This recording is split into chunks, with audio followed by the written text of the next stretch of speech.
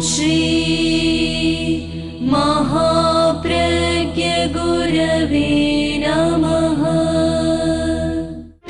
जिसके सांसों में रहता है शाश्वत शांति का स्पंदन, उस महाप्रज्ञ को वंदन, उस महाप्रज्ञ को वंदन। सत्य अहिंसा अनेकांत को अर्पित जिसका तन मन, उस महाप्रज्ञ को वंदन, उस महाप्रज्ञ को वंदन। जिसके सांसों में रहता है शाश्वत शांति का स्पंदन, उस महाप्रज्ञ को वंदन, उस महाप्रज्ञ को वंदन।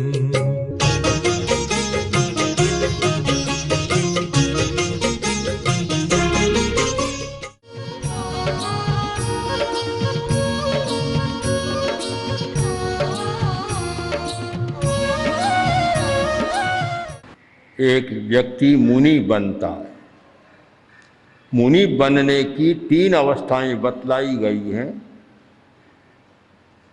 पहली अवस्था, मध्यम अवस्था और वृद्ध अवस्था या प्रौढ़ अवस्था। तो छोटी अवस्था में मुनि बनता है, उसके सामने बहुत समय है साधना का। मध्यम वय में बनता है, उसके सामने भी है। अब जो वृद्ध अवस्था में बनता है, समय उसके साथ कम रहता है, तो फिर क्या होना चाहिए? आगम में इस विषय में चिंतन हुआ और चिंतन के बाद एक बहुत ही मार्मिक बात कही गई कि पच्छाविते पयाया क्षिपं गच्छन्ति अमर भवनायिं देशिं पियो तवो संजमो ये खंती ये बम्बचेरम च। पश्चात प्रयात है। प्रौढ़ अवस्था वृद्ध अवस्था में मुनि बना है, समय कम है, पर चिंता की बात नहीं, बहुत अच्छी सद्गति में वह जा सकता है, सद्गति को प्राप्त हो सकता है। कारण कि जिनको संयम प्रिय है, संयम तप ये प्रिय है, क्षमा प्रिय है और ब्रह्मचर्य प्रिय है। ये जिनको प्रिय है वे बाद में भी अच्छी गति प्राप्त कर सकते हैं। वैदिक व्यवस्था, वर्ण व्यवस्था में जो चिंतन हुआ था, व्यवस्था में चिंतन हुआ था कि 25 वर्ष तक अध्ययन, ब्रह्मचार्य, 25 से 50 तक वह गृहवास का, और फिर बाद में 50 के बाद आरण्यक और फिर 75 बाद संन्यास। वानप्रस्थ एक जो अवस्था है, तीसरी अवस्था, वह अवस्था बड़ी महत्वपूर्ण है। यानी 50 वर्ष तक व्यक्ति ने अध्ययन कर लिया, धन कमा लिया, भोग भोगा, सब कुछ किया, उसके बाद फिर तीसरी अवस्था, यह प्रौढ़ अवस्था। अब तीसरी अवस्था में 2 विकल्प हैं कि या तो वह मुनि बने और या फिर वह घर के धंधे से मुक्त होकर और किसी अच्छे काम में लगे। परंतु आजकल तो स्थिति यह है कि 25 भी गया, 50 भी गया, 75 भी गया और 80 की तैयारी, 90 की तैयारी, और पूछा जाए तो कहीं तो उत्तर मिलता है कि एक शादी और कर लूं, कहीं है कि एक दुकान कहीं और जमा लूं। यह ममत्व का बंधन या स्वार्थ का बंधन, उसे तोड़ना बहुत जरूरी है। कि ममत्व का बंधन कैसे टूटे? मेरापन, मेरा परिवार, मेरा घर, मेरा आदि, यह ममत्व बिल्कुल तो नहीं टूट सकता, परंतु इतना कमजोर हो जाए कि वह बाधा न बने, कहीं बीच में अटके नहीं, भ्रम पैदा न करें। आज तो लगता है एक भ्रांति पैदा हो गई, भ्रांति कि अगर मैं घर में काम कम करूंगा, घर में कम रहूंगा तो पता नहीं मेरा क्या होगा, बुढ़ापे में क्या होगा या और क्या होगा, एक प्रश्न पैदा हो रहा है। और इस भ्रांति के कारण लोग और ज्यादा ममत्व में फंस जाते हैं। ममत्व और स्वार्थ दोनों भ्रांति पैदा कर रहे हैं। और जब आदमी भ्रांत होता है तो सच्चाई को पकड़ नहीं पाता। रोगी गया डॉक्टर के पास, जाकर बोला, डॉक्टर साहब आप मेरा इलाज करें, इलाज करें, मैं बहुत दुखी हूं, बहुत व्यथा भोग रहा हूं। काफी लंबा चौड़ा भाषण दे डाला। डॉक्टर ने कहा बैठ जाओ, शांति से बैठो, और तुम्हारी बात मैंने सुन ली सारी। मुझे तो ये बताओ तुम्हारी आखिर बीमारी है क्या, बीमारी क्या है? बोला डॉक्टर साहब पहले आप पूछना चाहेंगे बता दूं? कहा बता दो। कि बीमारी यह है कि खाने के बाद मुझे भूख नहीं लगती।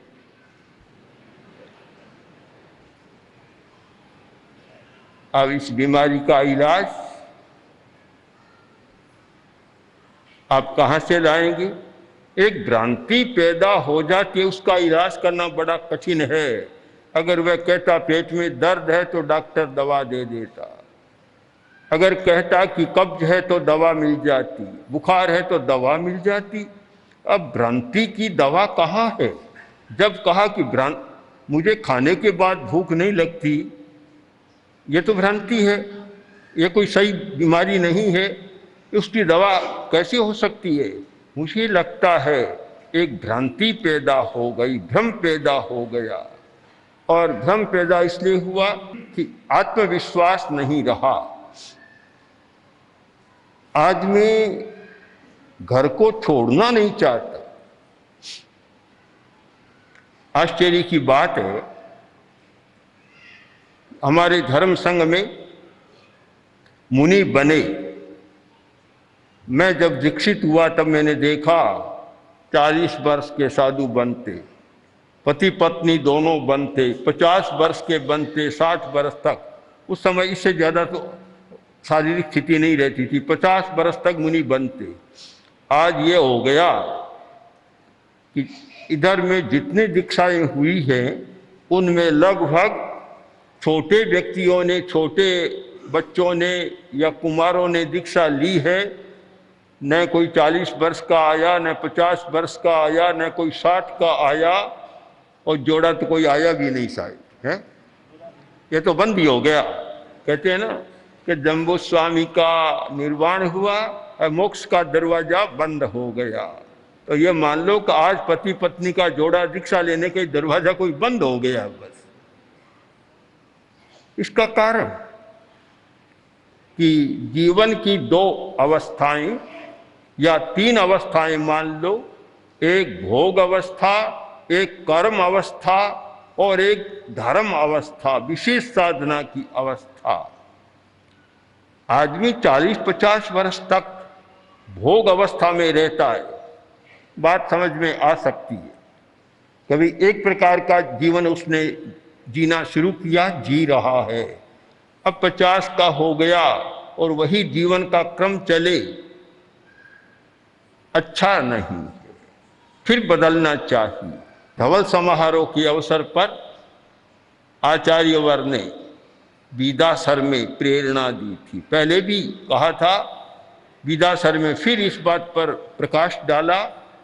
तो उस समय श्रीचंद जी रामपुरिया उन्होंने अपना समर्पण किया कि मैं 60 वर्ष के बाद वकालत को छोड़ दूंगा, व्यापार को छोड़ दूंगा और धर्म संघ की सेवा में लगूंगा।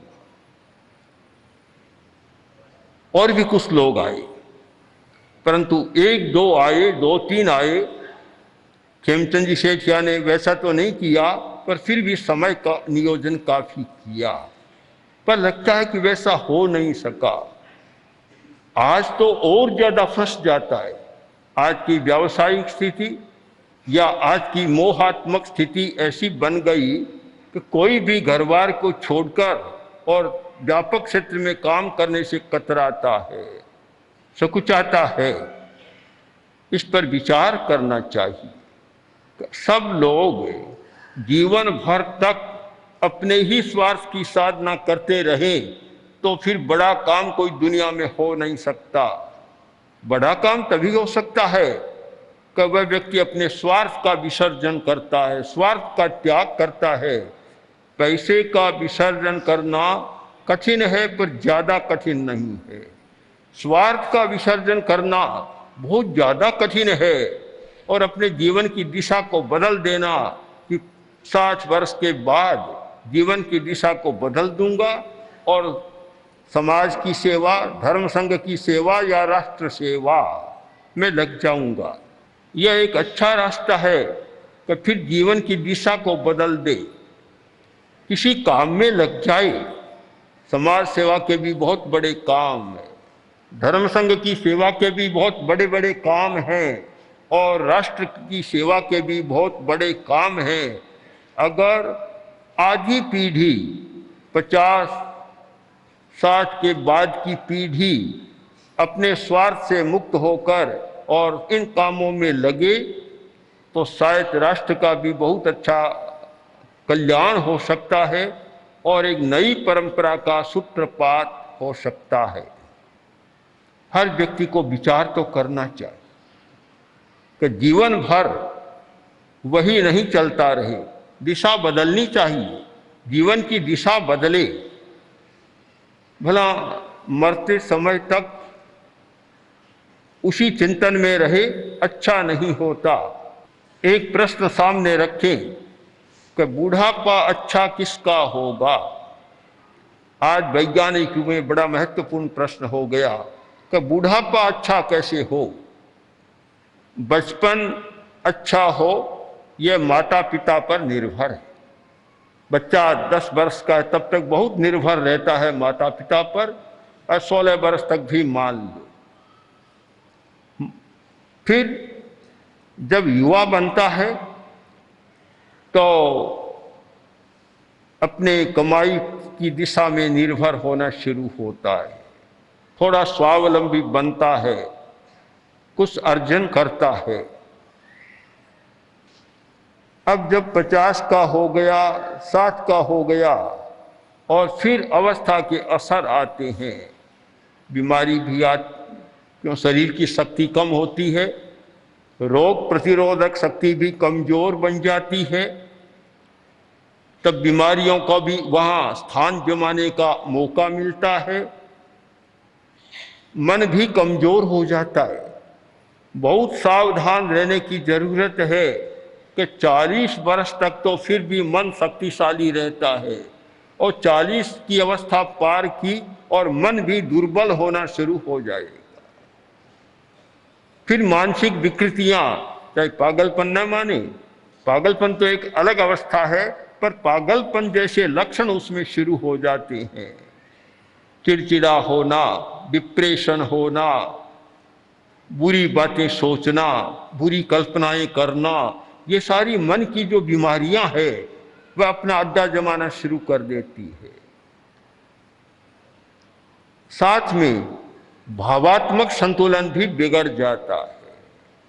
इसलिए जरूरी है कि स्वास्थ्य के प्रति जागरूकता, मानसिक स्वास्थ्य के प्रति जागरूकता और भावात्मक स्वास्थ्य के प्रति जागरूकता, और वह तभी संभव है कि 50 वर्ष तक जैसा जीवन जिया वैसा जीवन बदलना शुरू कर दे। मैंने स्वयं 40 वर्ष का जीवन जी लिया, बाद में दिशा परिवर्तन की बात सोची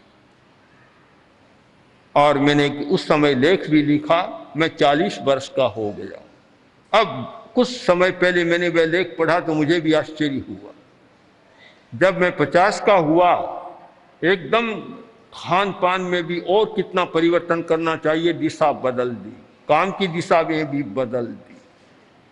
हम 10-10 वर्ष के बाद अपनी जीवन की दिशा को बदलते रहे। दसवीं कालिक की निरुक्ति में 100 वर्ष की आयु का मान मानकर 10 दशाओं का निरूपण किया गया है। 10-10 वर्ष की हमारी एक दशा होती है, हमें सोचना चाहिए, पर शायद नहीं सोचते। क्या कोई व्यक्ति सोचता है मैं 50 का हो गया हूं, मैं आज 40 का हो गया हूं, अब मुझे क्या करना चाहिए? अब मैं 60 का हो गया हूं, अब मुझे क्या करना चाहिए? मेरी जीवन की दिशा क्या होनी चाहिए? जो करता आया हूं वही करूं या कुछ नया काम भी करना चाहिए? एक चिंतन होना चाहिए। इतने लोग बैठे हैं, क्या कोई बताने की स्थिति में रहे? बताना बोलकर बताने की बात नहीं है कि घंटा 2 घंटा 4 घंटा का समय अपने स्वार्थ या स्वार्थ के परिकर से हटकर और समाज के लिए, राष्ट्र के लिए या धर्म संघ के लिए या किसी भी परमार्थ की वृत्ति के लिए लगा रहे। अगर लगा रहे हैं बहुत अच्छी बात और उन्हें साधुवाद देना चाहिए, और अगर नहीं लगा रहे हैं तो उन्हें चिंतन करना चाहिए। क्या जहाँ जन्मा हूँ और एक दिन व्यक्ति का अवसान होगा, क्या बीच का सारा समय केवल धन भोग, काम भोग इसके लिए है या और भी मेरा कोई लक्ष्य होना चाहिए? एक व्यापक स्तर पर देखता हूँ तो मुझे लगता है कि आज से 2, 3, 4 दशक पहले ऐसा लगता था कि एक अमुक अमुक कोटि के व्यक्ति हैं, विशेष प्रकार के व्यक्ति हैं, पर आज तो शायद थोड़ी कमी लगने लगी है। इसका कारण कि सबका आकर्षण अधिक धनी बनने की दिशा में हो गया। एक व्यापक असर हुआ इस बात का। मुझे पता नहीं पूरा, तो राष्ट्रीय स्वयंसेवक संघ एक स्वेच्छासेवी संस्थाओं की दृष्टि से शायद विश्व का सबसे बड़ा संगठन माना जाता है कि इतना है। अब ये मुझे पता नहीं कि इनको भी आज कार्यकर्ता खोजने में कठिनाई होती है या नहीं होती। अगर नहीं होती है तो बहुत बड़ी बात है, खास बात है। आज हर जगह कठिनाई हो रही है कि कार्यकर्ता कहाँ मिले जो अपने घर बार की चिंता को छोड़कर और अब समाज की सेवा में अपने आप को समर्पित कर दे। बहुत कम मिलते हैं। इस पर विचार करें और उस गाथा को ध्यान में रखें कि पच्छाविते पयाया क्षिप्पं गच्छन्ति अमर भवनाय। इस बात की चिंता नहीं करें कि अब हम क्या करेंगे, 60 वर्ष के हो गए अब हम क्या करेंगे। अरे आजकल तो 60 वर्ष का आदमी और ज्यादा अच्छा होता है। एक समय था, कहते थे, एक कहावत हो गई कि 60 बुद्धि ना थी। अब बिल्कुल गलत हो गई आज की बात, बिल्कुल गलत है। आज की वैज्ञानिक नई खोजों ने साबित कर दिया कि व्यक्ति 60, 70, 80, 90, 100 जितना अवस्था में होता है उतना ही उसका दिमाग अच्छा होता चला जाता। अगर दिमाग से काम ले तो दिमाग और अधिक अच्छा बन जाएगा, और काम न ले तो फिर साथी बुद्धिनाथी की बात आ जाएगी। सापेक्ष बात है। अगर काम लेता रहे, इसको निकम्मा न रखे, निकम्मा। अब मैं अपनी बात नहीं कह रहा हूं, प्रसंगवश एक व्यंग्यात्मक बात बता रहा हूं। किसी ने व्यंग में लिखा, एक व्यक्ति इजराइल में गया, डॉक्टर के पास गया और समस्या रखी।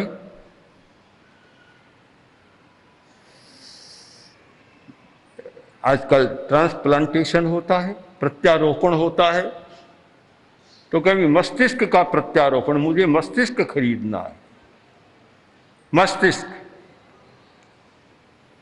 तो देख लो ये नमूने पड़े, ये आइंस्टीन का मस्तिष्क है, इसका मूल्य 5,000 रुपये। यह दूसरे सामाजिक कार्यकर्ता का मस्तिष्क है, इसका मूल्य 50,000 रुपया। आखिर आया कि यह एक राजनेता का मस्तिष्क है, इसका मूल्य 5 लाख रुपये। बोला ये कैसे, ये कैसे? तो आइंस्टीन के मस्तिष्क का मूल्य तो 5,000 और एक राजनेता के मस्तिष्क का मूल्य 5 लाख। उसने कहा तुम समझे नहीं, आइंस्टीन ने तो बहुत काम किया था, बहुत काम किया था, इसलिए थोड़ा घिस गया होगा। मूल्य 5,000 रुपया है। राजनेता का इसने कभी मस्तिष्क के काम ही नहीं लिया, बिल्कुल जैसा का तैसा है, इसलिए 5 लाख मूल्य है इसका, बिल्कुल नया तरोताजा है। जो व्यक्ति कभी मस्तिष्क से काम नहीं लेते, चिंतन से काम नहीं लेते, बस सहसा जो आया कर लिया, जो आया तलवार चला दी, लाठी चला दी, बंदूक चला दी, शस्त्र का प्रयोग कर लिया, ये स्थिति बदलनी चाहिए। आज हम मस्तिष्क की शक्ति का प्रयोग करें। मनुष्य को जैसा मस्तिष्क मिला है और जैसी शक्तियां मिली है उनका अनुभव करें। स्पिरिचुअल सॉल्यूशन एवरी प्रॉब्लम, हर समस्या का आध्यात्मिक समाधान। कैसे? उसका पहला चैप्टर, उसके बारे में जब जानकारी ली, पता चला कि उसमें है कि पहले रिकॉग्निशन, अपने आप को रिकॉग्नाइज करो, अपनी शक्ति को पहचानो, अपनी शक्ति को पहचानो।